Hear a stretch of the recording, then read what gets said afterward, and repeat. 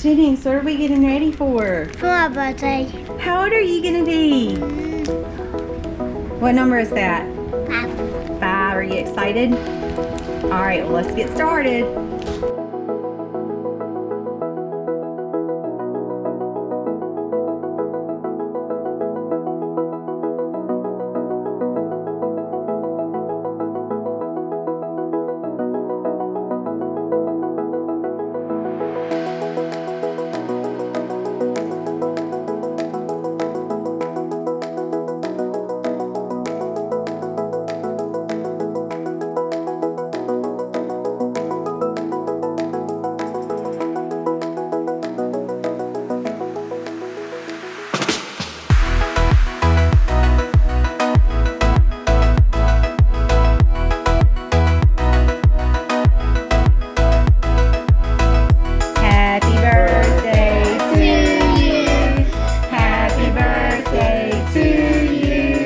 Happy birthday, dear Jennings. Happy birthday to you.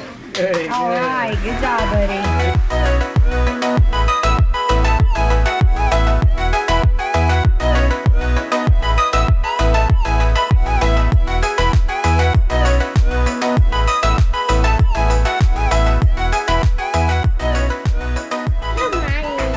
What you got?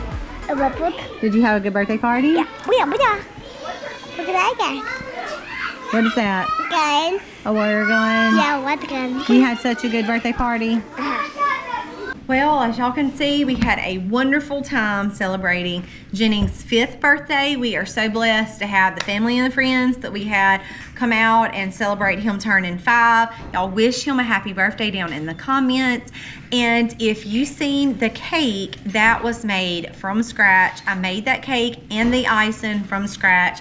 And if you're not familiar with our Substack newsletter, y'all be sure to check that out because you can find the recipe and instructions there. So y'all be sure to check that out if you're interested. Colby will post different things through the week, but I also do every Sunday recipe, one of my favorite farmhouse recipes, and this week it was the simple cake with really easy icing, and it turned out to be really nice. It tasted well, but it was also easy to work with, which is something that I've had a little bit of trouble doing in the past, so I think you guys may like that. Well, hey y'all, we had a wonderful party, but I kind of wanted to show you what was going on today, kind of give y'all some updates. So the honey processing, once I finish up washing these dishes, will finally be done. It is after we spin the honey.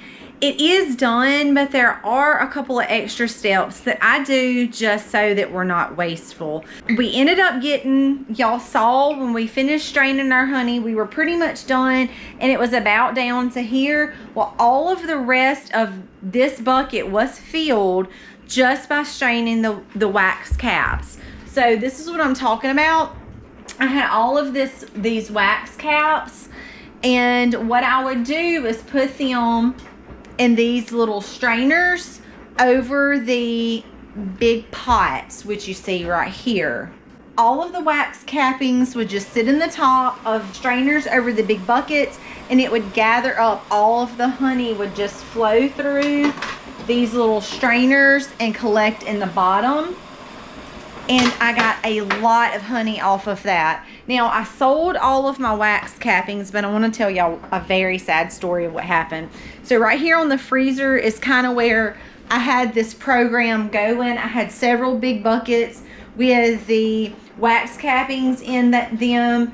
Some needed to be strained, some had already been strained. I had big containers on the bottom where the honey was, it was basically catching the honey.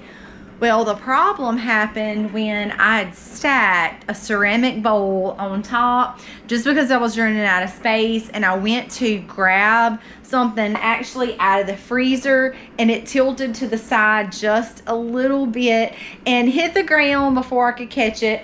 So I have all of this left. I did sell my wax caps for $5 a pound uncleaned this go round.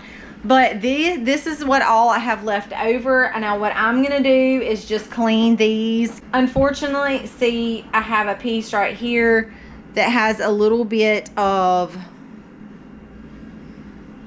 has a little bit of the pot in it. So I did not sell that just because I had some, I mean, it's not like glass, but it kind of is like glass. And it's, I mean, it's beautiful. And it will just need to be cleaned very, very well. So I did not sell this. I did end up selling 8 pounds of wax caps. We have all the honey done. It's all been strained. Now I just need to wash up my dishes. And pretty much the honey part of it will be done. Process won't completely be over though until I get the rest of that wax just cleaned out. It'll be extra wax for me because thankfully I have been able to build up enough whenever I want to make sunscreen or lip balm, diaper rash ointment, which thankfully I'm not having to make that as much, even though I did have a friend just have a baby not too long ago and I made her baby some, so I have some of that on hand. But you know, it's always good to have extra. So since I decided not to sell that, I am going to clean that up. I'm definitely not going to let that go to waste. And then once I get that done, I will be able to put everything back in the bee box, and we will put that up until really late into the fall. When the late fall comes, we will go back into the hives and kind of see what they finish doing the end of summer, beginning of fall.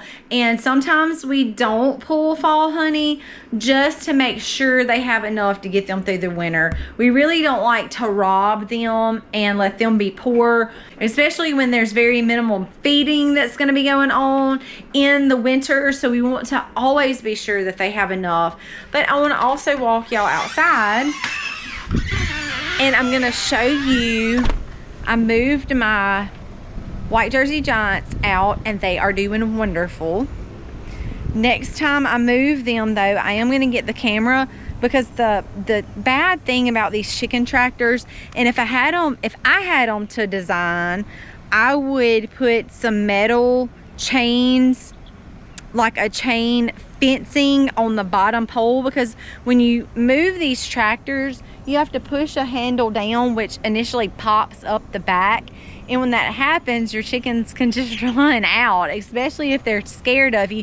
They're gonna run to the back and that wheel pops up, and it's a great thing. If I had it to design again, I would definitely have like the chain fence connected to that bottom pole, so when that thing lifted up, the chains would drop off of that pole. Now I would assume that they would get nasty and all of that because they're chickens, but it sure would help in the design process for the mobile part of the coop, because obviously when you lift this thing up, you don't want your chickens shooting out of the back. So thankfully we have Romeo, and next time I do decide to move them, I'm gonna pull the camera out, because if I do get 1 or 2 out, he's so cute. He will hold his paw on it until I can get there.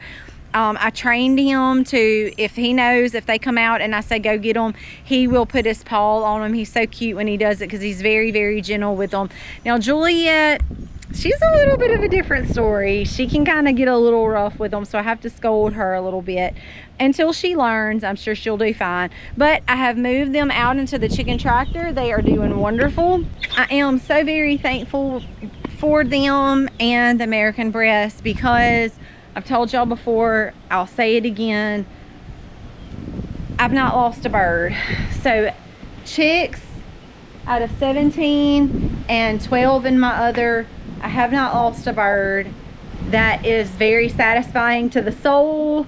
Whenever you have dealt with Cornish cross, and year after year, it only seems like the genetics of those birds just get worse. So I'm very happy to be done with those. These have been wonderful.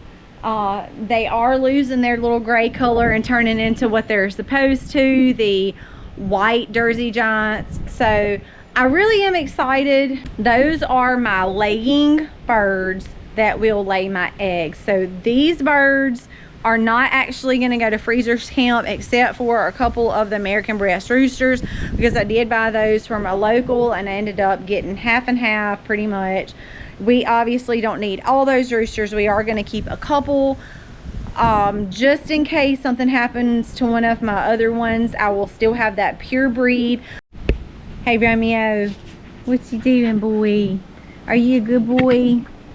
You a good boy, Romeo? Oh, you good boy. You good boy. I can't wait really until Romeo and Juliet. They are, I'm thinking by the end of this winter, she should be bred and Hope's gonna have some puppies. I know they're gonna be beautiful. I'm so excited about that. They are getting a little bit closer to the age, and I'm excited about Romeo and Juliet. We actually initially got them to kind of help us herd. We did it our steps a little bit backwards with them. I'm just gonna tell y'all this real quick. I wish that we would have known that the closest person to us to help train them is 5 hours away. That's not really good for us. We found that out after we got the dogs, but we love them so much we decided to keep them. He is very, very smart. She is going to end up being more of our guard dog type protector. Bark when somebody pulls up. She wants to be right under us. He is natured more of to take care of the farm. If an animal's at a place, he's going to be the one to go after it, just like right up and go. We just don't know exactly what to do to train them, to give them commands, to herd like herd dogs are supposed to be. So we're a little bummed out about that. But nonetheless, they're still really good dogs. I did train him to go get the chickens, so he knows if he hears that when we're with the chickens. Romeo, go get them. Did you see that? He got up, stood up looking like, why did you just give me a command? So very smart. He is a very smart dog. Hopefully we'll be having some puppies soon, so we're really excited about that too. Off to finish up some more inside chores. Today, Harley had to go, unfortunately, get her nose cauterized. If some of y'all don't know what that means, I had to do the same thing when I was about a teenager. I had lots and lots and lots of nosebleeds, and Harley has kind of followed the same pattern as far as I did. So we've been putting this off for the past couple of years. It is very, very frustrating for her to have nosebleeds at sometimes the most inconvenient time. I mean, nosebleeds are never convenient, let's be honest, but she would have them in the absolute middle of the night. She could just be walking around outside and her nose bleed, and I kind of know what she's going through because, like I told y'all, I dealt with the same thing growing up. As a teenager, I would be driving down the road, and even if it was just bump my nose, scratch my nose, you know, whatever, I could cough, sneeze. At any point in time, my nose would just start bleeding. So I felt her frustration. I knew what she was going through. I took her today to get her nose cauterized. She was being a little silly in the chair, so I'll show y'all a picture of us going to do that. But we've got some laundry to finish up. I'm gonna get supper cooked for tonight. Laundry's always on the list. But we're gonna round up today with finishing up some inside chores. I just wanted to give y'all kind of an update on the farm things, what's going on around the farm. Happy homesteading, y'all.